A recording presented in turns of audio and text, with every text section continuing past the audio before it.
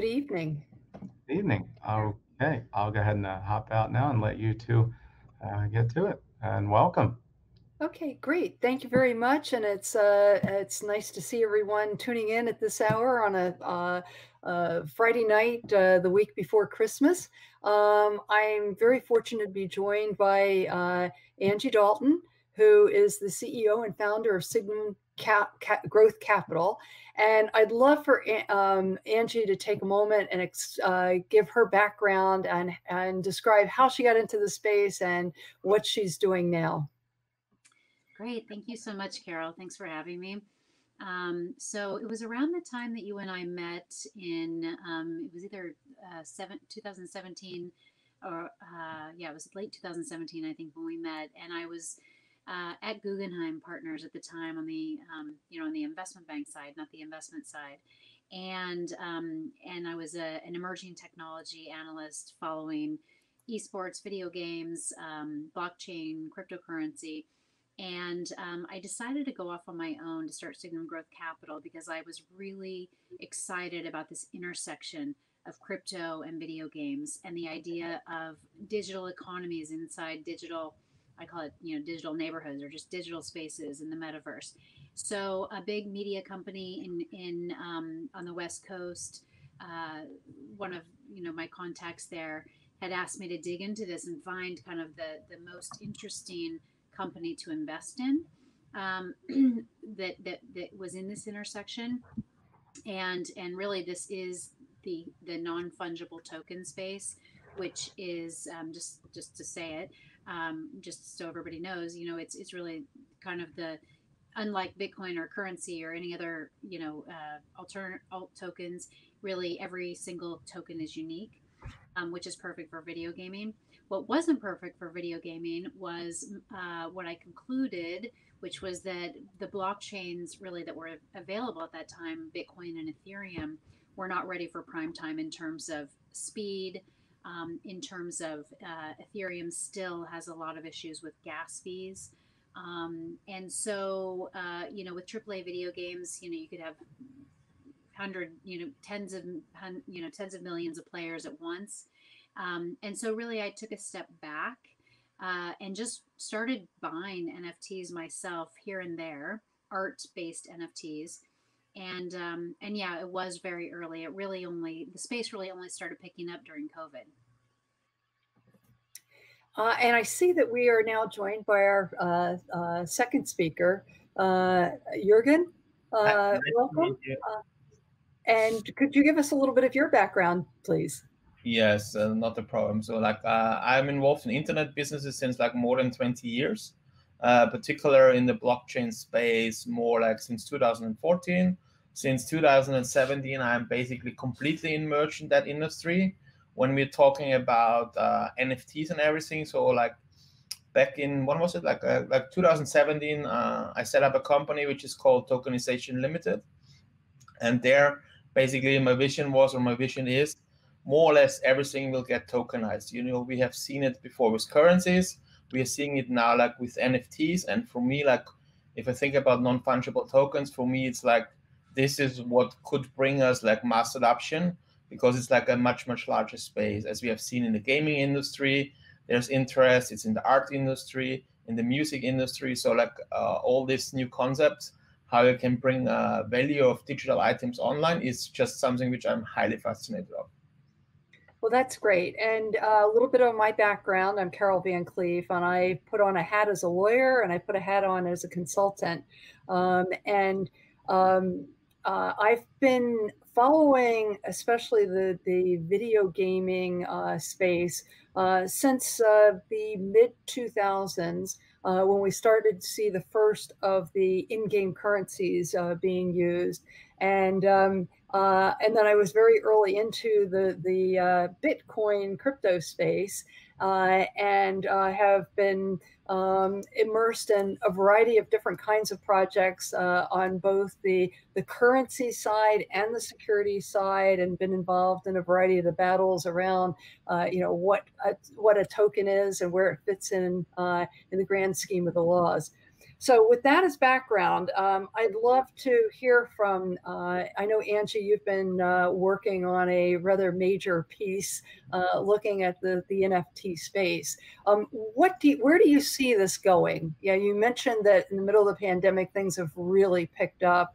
Can you tell us a little bit about where we are and what the primary uses you see right now getting traction? Sure. So I think that, just for context, the art market generally is a 60-ish billion dollar market, traditional art market. And then within that, if you look at the big auction houses like Sotheby's and Christie's, over the last 5 years pre-COVID, they sold a total of about $2 million of digital art.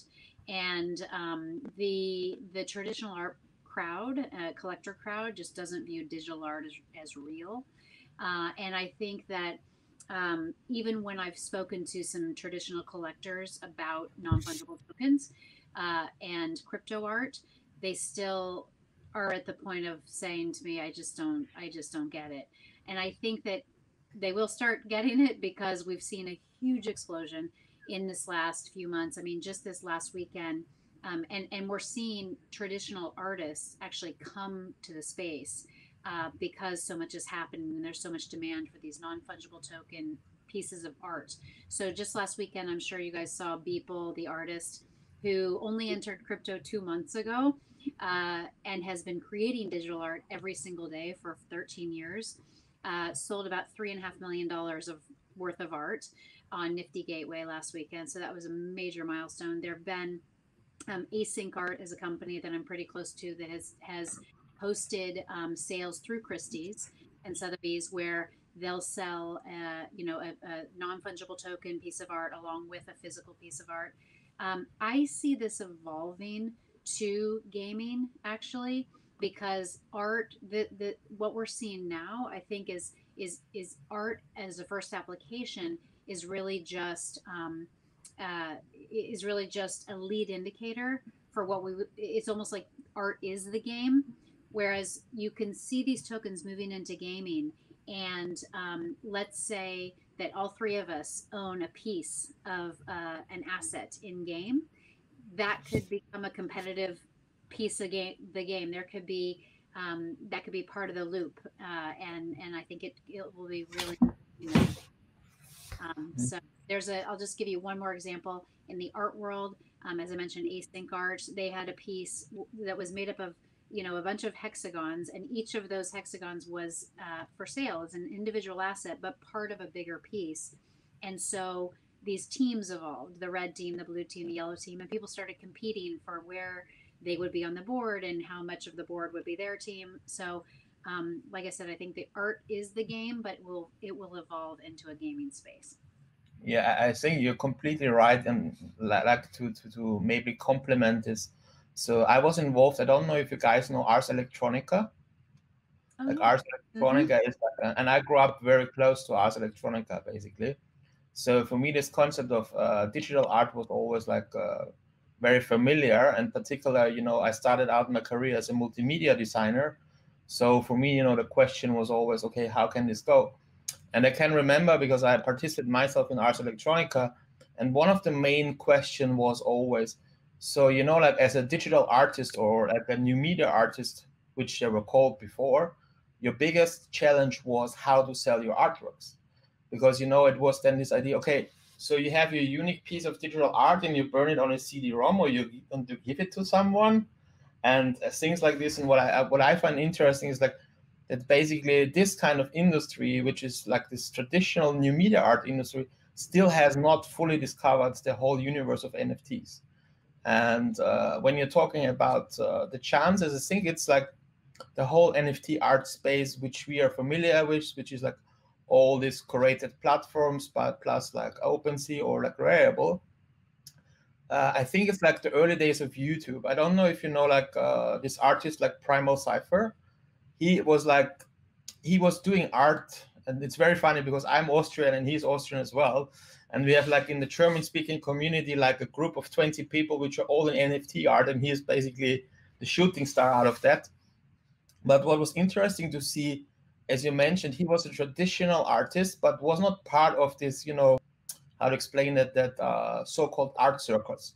Because if you speak from art, normally you speak about something like Basel Art Fair and stuff like this. And particular, like this is like the cream of the cream of the artists. It's like the top 1% of the artists which you're showcasing. But what I found interesting, like with someone like Primal Cypher, because when I saw first his work, I was completely aware that he understood what the audience is. Because at the moment, if you talk about crypto art, I like to differentiate always. There's crypto art, which is really has something to do with like these ideologies of cryptocurrency. And then it's NFT art, which is just something like a digital art in an NFT container. And like, I think at the moment, what is, for example, is like async art is very interesting because, to be honest, having something digitally, like a two-dimensional image as an artwork is basically even like degrading, because, like the virtual space offers much, much more than just having like a flat image. So like async art is like a very unique new way which you only can do online. Like async art, this concept doesn't really exist in the real world. So that's for me even like a new medium of how you can do art. It's fascinating to hear that both of you describe the world you're living in, because I look at NFTs at a slightly different version, that it's an ability to have ownership over whatever piece of property it is in a unique form. I guess, Angie, you mentioned about video games. How do you see that movement from the art world into video games? So I think that if you think about video games and skins in video games, and Fortnite is on track to make $4 billion in revenues, I think, this year, from a free game, free, but they're making $4 billion in revenues, and that's from skins and things in game. Now, the idea with non-fungible tokens is that there could be worlds. And as you know, I'm on the advisory board of Mythical Games, and full disclosure, an investor. And I think that they are really onto something on this front. They ran, John Linden, the CEO, ran Call of Duty. That Rudy Koch, the head of the head of blockchain, was Club Penguin, World of Warcraft. For decades, people have been buying and selling, quote, assets in game, and they've been going to eBay and kind of selling them on the not so legitimate market according to the video game makers. The video game makers really hate the fact that these assets leave the game, but the fact is, this is where behavior is going. And so I've always looked for companies that are thinking about that next generation, when we will be creating and collaborating online. And in the same way that people have been selling gold from World of Warcraft for decades, they will be buying and selling shoes and jerseys and weapons and everything else, camper vans, and all the decorative stuff in Roblox, which my daughter, my 9-year-old, is obsessed with, and I actually love to play too. And I think that video game experience will just be the first kind of rip the Band-Aid off moment, along with Zoom, to the metaverse, because once we all get used to having fun in this kind of hangout environment where we have a lot of our stuff kind of with us that defines who we are, then we might say, what, why not just turn this conference room into a virtual conference room, and I'll come to the conference room with my clothing that I would normally wear, and they're all NFTs, by the way, and we'll start to see work in digital spaces that are collaborative and creative. So I think video games are just kind of the first space to lead the way, and I think non-fungible tokens will be a part of it, because we'll be moving from one space to the other, and we'll want to take our stuff with us, or our identity with us. Yeah. How does this technology enhance the experience in game and the ability to move the digital asset outside of the game and potentially trade it? I can give you one idea. You see my second name, like Jürgen Höber, Johvan Hartmann, and Johvan Hartmann is basically a digital pseudo, which is my original first avatar, which was in Second Life. So I like that. so basically for me, it's like people knowing under both names. And like Second Life was like, is exactly like this experience you described, Angela. Like in 2006, I spent like 1 year in Second Life. It sounds crazy, but it was really like this. But it, as you say, it's like a complete economy. And for me, it was like, you know what was the biggest selling items there? Trees. People who were designing trees were the most profitable products. And like I had this experience, like I designed once like a custom building for a couple for $2,000, which is like completely crazy if you think about it. But you know, like as you said, like if you look, the economy of Second Life was exactly describing all these things. You buy items, you have your own universe. I mean, this all still exists, but what I see always as a challenge, like in this metaverse, is, I mean, you know, I entered. I'm assuming you're all aware about crypto voxels, or? So I entered crypto voxels like the first time 2018. And when I was seeing it, I was like, oh, that's like going to be the same idea, like a Second Life and everything. And I have to say, like, as you say, like, how does it technically work? So I own property there. You know what I mean? Like I own digital land, which is completely ridiculous because I don't own any real land. But I have like holdings in the couple of $10,000 worth of digital land, which is, but for me, it's like, I think the concept of owning something is definitely interesting. And I had, one was like 2 days, a discussion with someone, which is at the moment building a digital identity as an avatar. And his art project is basically, as you said, how can I transform myself? So like, I'm looking the same in crypto voxels, in Decentraland, but also to like in how's it called? This chat. I forgot the name. RNG? Are you talking about RNG? No. There's a chat version which is where you can go with the Oculus Quest as well into. Oh God, forgot it. But anyway, so like what I want to say is like it's very important that you have the same identities. You know, like even like in the cryptocurrency space itself, so a lot of people have like pseudonyms. So sometimes you don't really know the physical person, and specifically like as well in the crypto art world, there are some artists like Pranksy, maybe you have heard about it. It's even not clear if it's a woman or a man. So there's even no one knows the gender about that person, but everyone in the industry knows that person, which is very interesting. And for me, as you see, it's like, if you have an identity, you have it at the moment, let's say in crypto voxels, you have it in Twitter, you want to use that in a game as well. And as you say, like your avatar, you spend money and time to customize it. So you want to really, it's like how to say that, it's like my house, my car, let's say this one, my wife and my watch thing. It's like your persona, is like your digital representation. It's very important actually that you're able to look everywhere the same, for me, for example.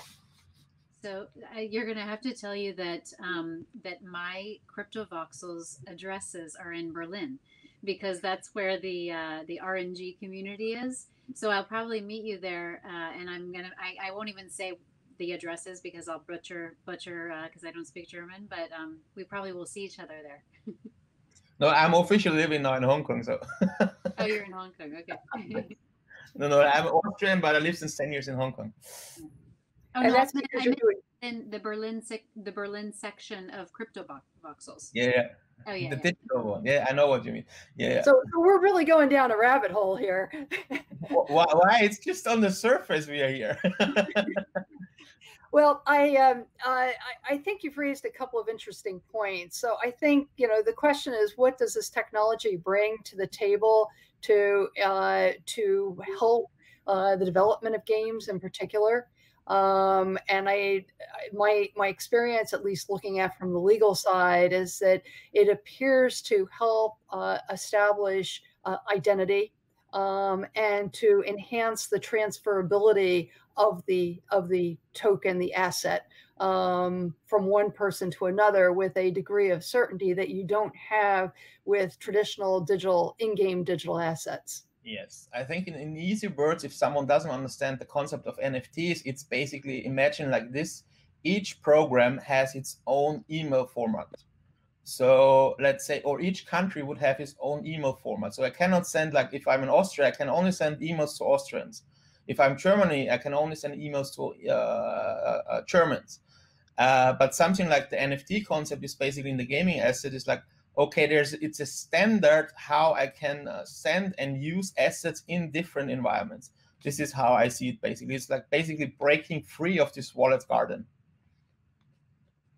And Angie, you had mentioned that you've been working in the video gaming space. What types of issues are you seeing around those games as they're deploying the technology? Yeah, so I think that there are a couple of issues that I've looked at, which I think could be hurdles. And I would love to turn it back at the end and ask you what you think about this, because I think one of them is, you really have to think about this idea of money transmitter, and companies like Epic Games. I'm a huge fan of Epic Games and everything they're doing, and but they have faced, and all of these companies that have their own currencies, even just in game where you can't take fiat out, have faced some questions and issues around, okay, so what can you and can't you do now? The way I understand it, as long as you don't take fiat out of the game, it's okay.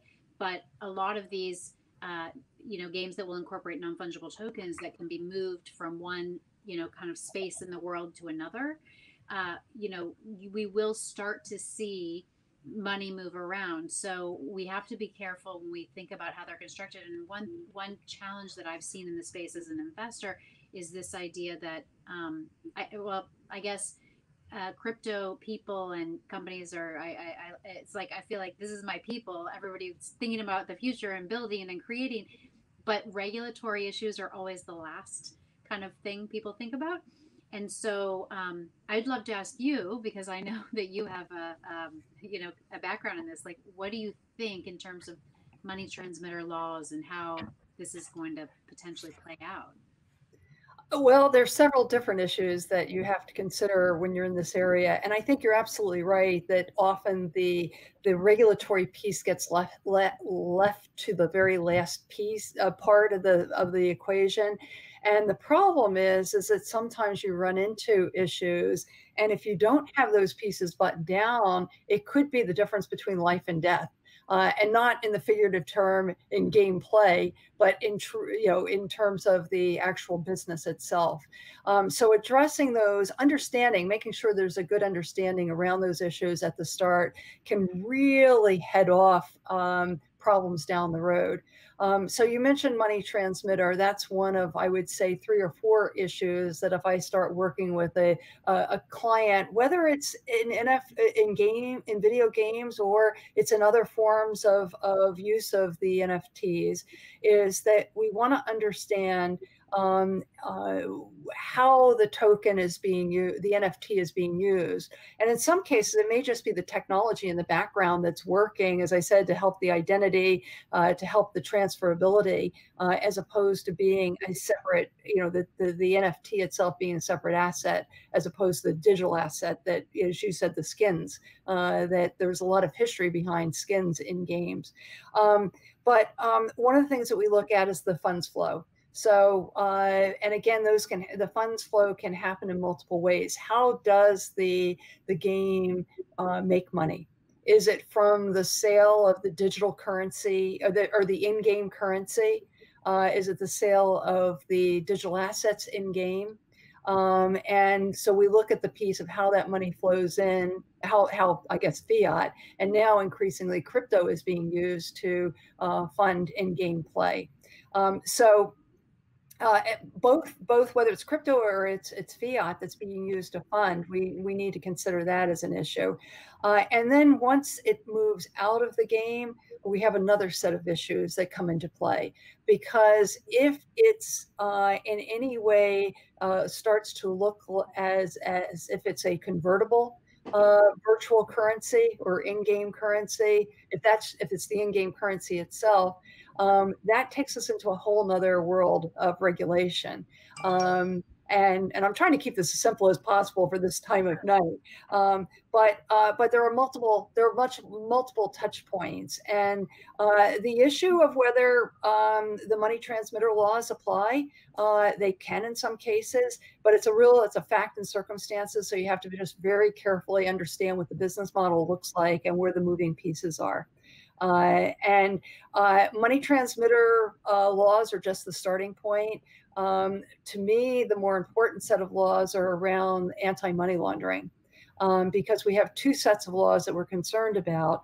Is the game, the company behind the game, a money service business, as that's defined, because it's either creating the virtual currency or it's got a token that's trading and maybe considered to be a convertible token. And even if you're not subject to being what we would call a money service business, we still have, and this is the catch, this is for everyone who may be listening in right now, is that we have money laundering criminal statutes. And those money laundering criminal statutes apply regardless of who you are. If you're a US person, you're not supposed to be involved in laundering the proceeds of illegal activity, or aiding and abetting, or being willfully blind to it. And when you start to think about, let's take a CryptoKitties, for example, as an early example in this case. There are reports that, potentially, millions, if not tens of millions, if not hundreds of millions of dollars were laundered through CryptoKitty in those early days, because no one really understood what was going on. But it was a wonderful opportunity for people to start exchanging value without necessarily having eyes on it. And there are this is a criminal provision in the US law, and similar provisions elsewhere around the world. So it's very important to understand, how the token is going to be used, what the system is that you're creating. And so understanding what it is, who's using it, and how the funds are flowing. And we have seen some early cases in this area, but I think as you indicated, the volume is picking up, and there's going to be more and more issues coming up. I think it's like, I don't know, like in the early days of eBay, a lot of private people were selling business style on eBay. And to be honest, I mean, in the NFT space, selling and buying things on Rarible, reselling them with profit. If I'm in the European Union, I buy something for 1 Ether and sell it for 2 Ether like 6 months later, I would need to pay speculation tax, stuff like this. So I have to be honest, I think a large chunk of artists even don't have any legal entity behind it. They just do it out of personally. And also to a large chunk of people who are flipping the NFTs, most likely don't do it like the 100% legal way. Like for me, like in Hong Kong, it's a little bit easier because we don't have any income tax or any speculation tax. So whatever I do private is not a problem. And for me, it's like all my NFTs I'm holding private, so I can buy and sell them and flip them. That's not a problem. But I know, like from friends, for example, in the European Union, there's like one friend which is very close to me, and he is a lawyer himself. And he owns like a large amount of parcels and digital assets. You cannot imagine how his tax person gets crazy with him. Although, because yeah, I sorry? mean, I hear you, but don't you think that a lot of the crypto art world are hodlers? I mean, that's something that I find when I talk to DeFi people, or people who are disrupting financial services and very kind of techie. They think this crypto art thing is kind of crazy, and then Yeah. the crypto art world is I think, very cool, because it's a mix of artists and people who care about art, and they kind of don't sell. I mean, I've bought a lot and I haven't sold any. I mean, let's say it this way, like I have a lot of this one. I don't know if you know them, the crypto stamps. I have literally a lot of, and they are purely out of fun because you flip them. It's basically like you control the market. It's like if you're the largest holder of property in an area, you control the price. So that's basically like a small scale economical game. But you're correct. And what I found interesting is my background is in digital, let's say like multimedia and stuff like this. And I did like my master degree like in visual arts, and I have like a PhD, like, which is also not a PhD, sorry for saying it, a master of philosophy, where I was studying basically how you can use new media stuff to enhance like audience building for art organizations. And as you said, the problem is the people, or the DeFi guys, let's call it this way, they don't understand it because they're nerds, they're DevOps. You know, it's like, I'm in this space since 2017, and there are two kind of people: hardcore developers and banking dudes. And in between is nothing. There's no product guys, there are no marketing guys, there are no creative guys. It's like, you know, like, for example, like Andre, or like these are like hardcore developer guys. And it's like, you know, like all my friends which are developers, for them I'm the, how to say that, the alien, you know. And as you say that, you and I need to hang out together, because I'm with you. I mean, I talked ad nauseum about video games back in 2017 and 18, and the crypto people would look at me like I had two heads, and then the video game people, oh my gosh, they're, you know, we have a joke that if you go to one of these big video games and talk about blockchain, they show you the parking lot. I mean, so, but yeah, I hear you. No, this is what you need to understand the following way. So if you talk about crypto and blockchain, most of the people are traders. They don't care about decentralization. They don't care about the idea. They don't care about the products you can build about it. They simply care about that on BitMEX or on Binance, the price goes up or down or sideways. So then you have like a bunch of developers. I mean, everyone is aware about Uniswap.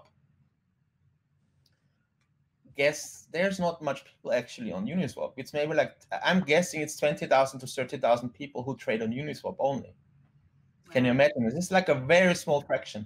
And, you know, like we talk about something like, if you look now on, what is it, like OpenSea, if you look how many people own NFT on Rarible, for example, rankings.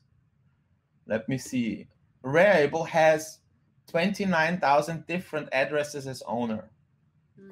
But as we all know, in the crypto space, like even I have like on 5 or 6 different addresses which I control, lying digital assets which are from Rarible. So imagine if the whole universe, or like even on SoRare or Axie Infinity, like 26,000 addresses. Super Rare has only 2,272 addresses who own a super rare item. So what you're saying is this is really a rather small community we're dealing with. It's definitely a small community, because you talk about the numbers, we're talking about the turnover of $2 million, or how much we are now at the crypto. Like, I think $2 million, that's even in Hong Kong. Like if you just look at the Hong Kong art market, there's $2 million worth of art sold maybe in a week easily. So, but the advantage here is like YouTube. This can go global. There's no limitations. You know, the Hong Kong market has a physical limitation. The digital art market has theoretically no physical limitations. And we need to really be completely realistic. Like basically, I think 2017, we talked about, oh yeah, no one is using anything besides speculation. And now it's like, it seems like 3,000, 4,000 people, because we're also close. We're all in a bubble. Like in a, how to say that, we surround us with people who are in crypto. I think, and for me, it's like, I moved to a new office stuff, and like, if I'm outside my own circle, no one knows about Bitcoin. So how can they know about NFTs? But I'm like a person who's like, I'm in this industry, and all of us here most likely in this industry for some years. So our whole circle is like a bubble. Everyone around us is like flipping tokens to me. So for me, it's like, how to explain that? Like if I even like a friend of mine, he's doing a master degree on marketing, and no one there, this is a creative people, knows about NFTs. You just need, or go to something like art school. No one knows about NFTs. So for me, it's just like, we live in our own bubble, and you were seeing it very nicely, because like Rarible, when they popped in the beginning, they had massive growth, but then they stagnated because there is not more. We always sell the same things to the same people. We haven't thought about how can I bring someone in who is working at New York Art School? We haven't thought about that. We haven't presented it to them.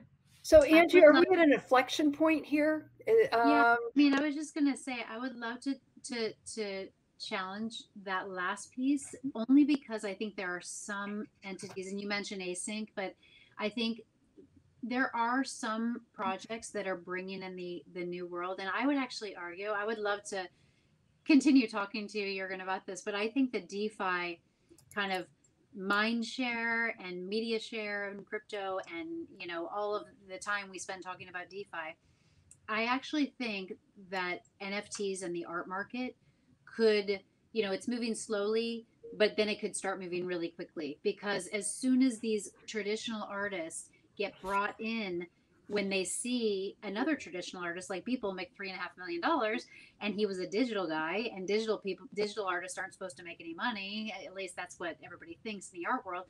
I think you could start to see this this really pick up but speed. The question, a hypothetical question, let's assume Damien Hirst is starting something as an NFT. Is it good or is it bad for the industry? With the crypto or traditional? NFT art world. Let's say Damien Hirst is starting to sell NFT art. Mm-hmm. What does it mean for us? It means for us, all these emerging artists which are now emerging have no attention anymore, because the traditional big one is moving in. Mm-hmm. This is for me like in YouTube, nowadays to build a YouTube channel is completely hard and extreme. And so it's like this two-edged sword cut, if at the moment you have let's say all the artists which are at, let's say Art Basel 2030, you go there and all what you see is also available as an NFT. Basically, it's just not too interesting enough, you know what I mean? Because what I find interesting is that there's developing a new art market. There's developing a market. There are people who are collecting art which have not done it. I mean, in simple words, what it is, it's an expensive sticker album. But I think, isn't this part of what's happening in crypto generally, where we're moving, in various areas from the new entrants who crypto's given people an opportunity to do something they may not have been able to do before, and now it's moving mainstream, and we're seeing with the cryptocurrencies, the banks and the securities firms are becoming fully engaged. The big boys and big girls are coming out to play now. Yeah, I think so. I was at Guggenheim, and and as you know, left. And when you were at my conference, we organized a conference around cryptocurrency and Bitcoin, and kind of no one came other than some really important investors who were forward thinking, and we had some great people in the industry. But it was just too early, I think, for the traditional world to really embrace. And now we saw Scott Minerd this week come out with his $400,000 Bitcoin target. And I think that we are starting to see some of that in Bitcoin. I think it's going to take a little bit more time for the art space to kind of go that direction. But I do think it's funny, because I used that line, Jürgen, about stickers when I did this deep dive for the video game, the traditional media company in California back in 2018. My conclusion was, okay, these are kind of stickers, and the idea of them moving quickly enough for AAA video games is just, it's not going to happen. Having said that, they are just stickers, but they're stickers that have digital scarcity, true digital scarcity, just like, these are photographs, but the photograph, I mean, this is just paper and wood, you know what I mean? Like the inherent value of that is what it is in ink. But it has digital scarcity. That's what makes it really valuable. And I think that's what is truly important about NFTs. And that's why we're Now, are video games going to actually help drive acceptance of crypto maybe more rapidly, because the way the games are set up, that people are establishing their own wallets, are going to hold their NFTs in their wallet, that they're going to become familiar with the way the technology works? To be honest, it's yes, but do you care where your website is hosted on AWS? It just works. And I think like, you know, like Sandbox. I mean, we all know Sandbox. So it's like, I don't care. And it's like just how the accounting is done for digital items is much more efficient if you do it with blockchain. And I mean, the problem is at the moment, you still need to use MetaMask. You still have this idea, why do I need Ether to send something around? That's not normal, you know? And yes, there are layer 2 solutions, but as I told you before, we have hardcore nerds and we have bankers, and no one is thinking about how to really build something which is usable, sorry for saying it, for everyone.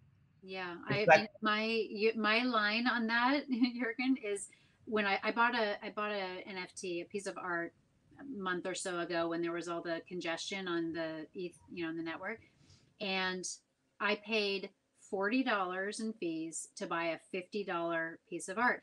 And I said, this is just like going to the grocery store to buy $50 of groceries and spending $40 on parking. Like, nobody would ever do that. And so, as you know, Peril, I've been working with the Web3 Foundation on the rollout of the Polkadot network. And I'm passionate about this idea that we need to see new base layer technology, because I'm with you here. People I know who love video games are never going to figure out MetaMask. And well, what are we going to do?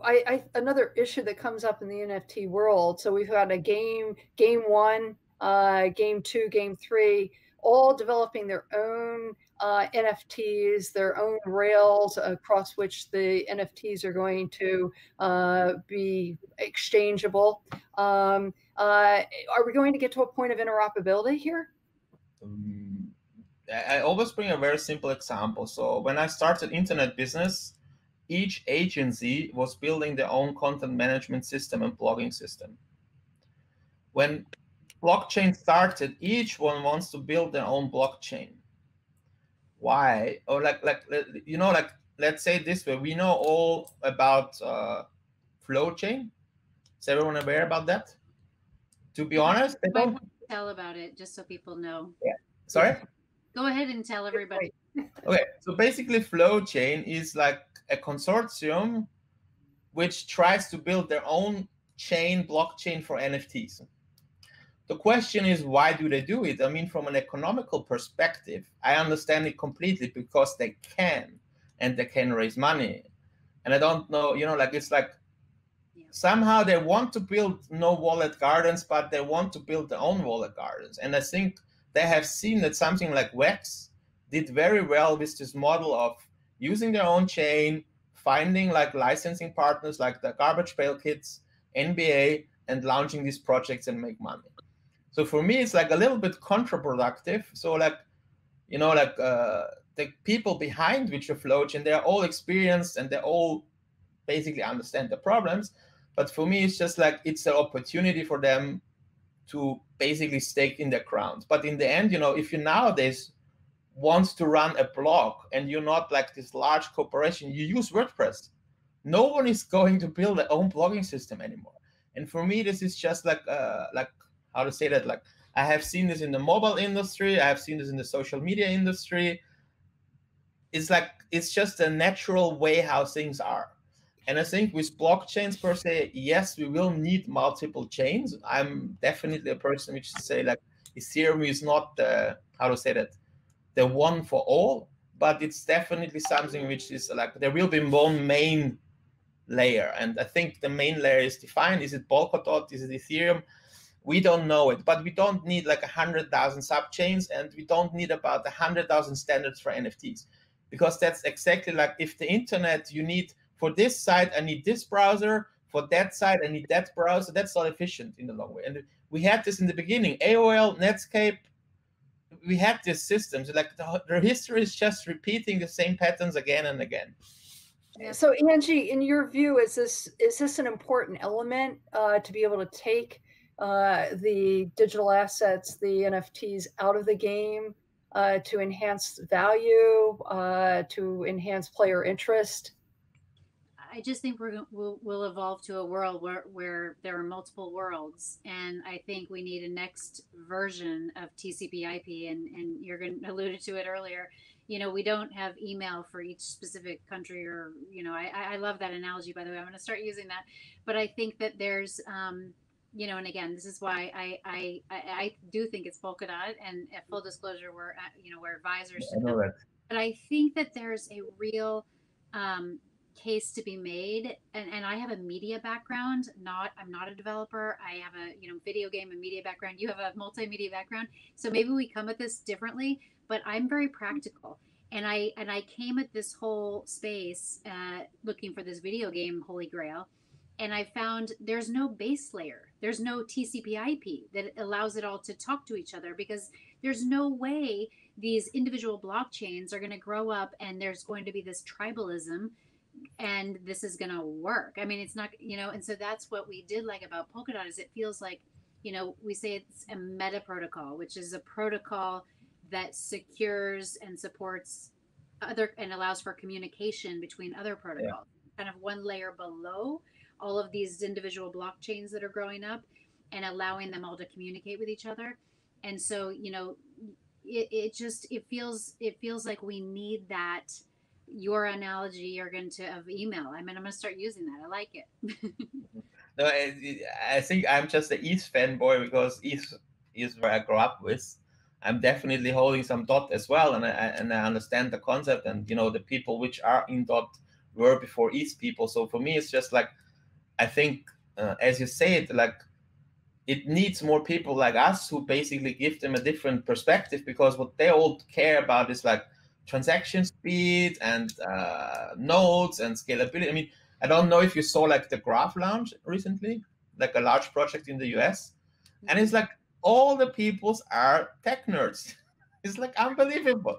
It's everywhere. Each project is full of tech nerds, and they're geeking out about something, and you're looking like, what the heck are you doing here? We don't know it, but we all make money, so we do it. So I'm going to bring that back around to some things I said earlier, is that especially the tech nerds, if I can use that term and not insult anyone, do create for the sake of creating and often don't think about the other issues out that they need to. And one of the things that they often, I very rarely meet an entrepreneur, and especially a tech entrepreneur, who thinks that what they're creating is going to be abused by criminals. But it's something that you have to keep in mind, especially when you have transferability. And so as we're creating these NFTs with greater and greater degrees of transferability, you have to keep your eyes open, especially if there's any way that digital asset will come back to you in the end.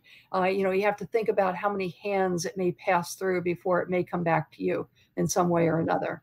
And that's even more applicable in the context of other types of NFTs, maybe an NFT that's created through property ownership of a piece of land or a house or a group of houses. Okay, I think we need to differentiate here. So when we talk about assets which are like securities, like let's say a security token, or like an NFT, which is a representation of a house or a physical item.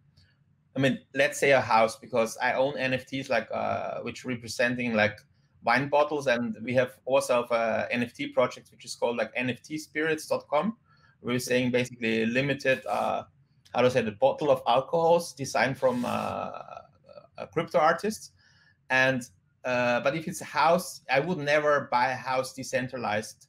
So there will be a system like where, you know, there are only certain addresses which are allowed to transact it. So like, let's say like KYC and AML addresses, Ethereum addresses, and then I can transfer house there. But let's say like a digital item, like a crypto voxels, I mean, I can set up like 5 different addresses and transfer it from one address to another one. It's decentralized. I just know it was flowing through 5 addresses, but I cannot say who was the owner of that address. So I think we need to always differentiate. There's this fully, how to say that, we have this completely free room universe, like the Wild Wild West. But I personally would not buy any, let's say this, like anything which has a certain amount of value, like a house, as an NFT, if I not really know from whom I'm buying it. You know what I mean? So there is something like it's like a threshold. I think you've raised a very good point, and we really haven't gone into the distinctions of the types of tokens and why NFTs are different from other types of tokens. But it is in part what that NFT represents, what it is, and does it represent an interest in something as opposed to being the thing itself. And that, when you start going down that rabbit hole, you end up opening the door on many, many different types of legal issues. But I will say to a point that you just made about this wild, wild west and not knowing who you're selling to. The United States Department of Treasury this afternoon came out with a proposal to go after unhosted wallets, to require greater levels of identification around unhosted wallets.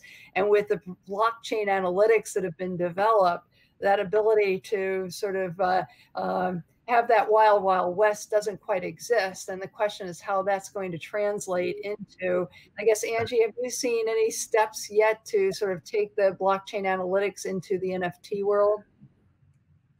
You know, I don't think that I have seen, I haven't talked to very many projects who are doing that, but I do think that a lot of them are realizing that they need to basically keep track of the data and control the data so that they can, because it leads them on the right path.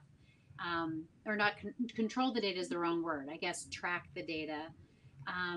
But I haven't seen any that are specifically around analytics and NFT. Yeah, I mean, this is like you need to be always careful. So like, for me, how to explain it, I have nothing to hide, so I'm not afraid of. But would I feel comfortable if I can only hold my crypto on a fully KYC'd and AML wallet? No, because then I just can lay it anyway in the bank. You know what I mean? And like as you said, like I mean, we are seeing there's a large exchange in the US which is going to IPO soon. It's just in their favor, this law. You know what I mean? I mean, you need to understand. We have like we had recently a very large discussion about this. The Binance model, the Huobi model, and the KuCoin model, most likely, my personal feeling is maybe it's even over. We will have this we call them clean Bitcoin and not clean Bitcoin. You know what I mean? So if you're buying any Bitcoin at Coinbase and you let it on Coinbase, it's a clean one. If it comes from somewhere else, Coinbase, most likely, if it's like unsolicited source, it would anyway block it. You know what I mean? So the question is here, do I believe in decentralization? Then I don't want the governments to control my wallet. Yeah. And generally, I'm a believer of a free market, but I know the problem with free market is, and we see it particularly in the crypto space, a lot of projects are built to just raise money, and there's no intention to change anything or do anything good. But this is how free market works. And our assumption is almost free market controls itself without any control. It's like, like if you believe in that theory. And as you say, like regulation is good. Like, and I have no problem to KYC AML myself when I cross back into fiat. You know what I mean? I have no problem with this at all. But I want to have my freedom what I'm doing in the crypto space, to be honest. Well, so on that point, you used the term KYC AML, and on an earlier panel, the issue came up as, tell us about what KYC AML is. And what I'd like to clarify this, because I think it's very important, especially to the point that you just made, is that KYC is know your customer. It's knowing the person that you're doing business with and collecting information about that person. And depending upon the regulatory regime, going a step further and actually verifying that information to know that the information is true, and then learning more about the person. If that person is doing, $100,000 a month in digital art, is that person really got the wherewithal to be engaged in that level of transactional activity? But then we have the AML. KYC is just one piece of the AML picture. The other piece of the AML picture is really the other dominant piece is suspicious activity monitoring, where there's an obligation to look and see what's going on at the transactional level. So I hear what you say in terms of, just wanting to go out there and do, it's your business of what you're doing. But in fact, there is an obligation to understand who you're doing business with and understanding the transactional activity, the transactional flow around it. So that's a great challenge. What I'd like to point out is, for those who are listening to the session today, is that the laws are changing on the whole area of crypto assets, both fungible and non-fungible tokens. And especially in Europe, it can be a very confusing situation and trying to parse through the laws. And while in the US, at least in the video gaming world, there are carve-outs for your in-game currencies, assuming they're not convertible into fiat. And there are other types of arguments that have sort of walled that world off from the more extensive regulation. But those walls have not been erected necessarily in Europe to the same extent. So it's something to be very careful about if you're rolling out a game that's going to be accessed by people in Europe and in certain countries in Asia as well. Yeah, I would say that I've been working in the securities industry my whole career. So, and my firm is a FINRA registered broker dealer. And so for me, the KYC AML thing, I never even think about it because it's a given. But then, it's true that in Europe and in other regions, it's not like that. So I think culturally, crypto is going to have a pretty big bridge to cross there if it is something that does become more, widespread, like you said. And one other point I'd like to make is this National Defense Appropriations Act that has been passed by the House and the Senate in the United States and is awaiting the president's signature. The president has indicated he's going to veto the bill. People should not rest on the fact that that veto is going to be successful, because at least in the U.S., there's an ability for the Congress to override the veto, so it can become law, and all indications are it will become law.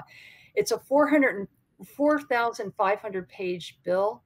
240 pages of it are anti-money laundering compliance. And the provisions, those 240 pages, have a lot of little hidden pieces here that could end up having impact in the space that we're talking about right now with the NFTs. In particular, one change that's being made is that sellers of antiquities are going to be brought in under the record-keeping reporting requirements of the anti-money laundering regime. Now, I think the good news is that our digital assets here are so new that they're not going to probably fall into the category of antiquities. However, Congress is directing the agencies to look at also bringing art dealers in. And so it may be, even if you're selling your own art, that you may be considered an art dealer and may soon find yourself subject to the same kinds of constraints that apply to banks, securities firms, and others. Hopefully that'll be way down the road and we'll have a lot of fun between now and then.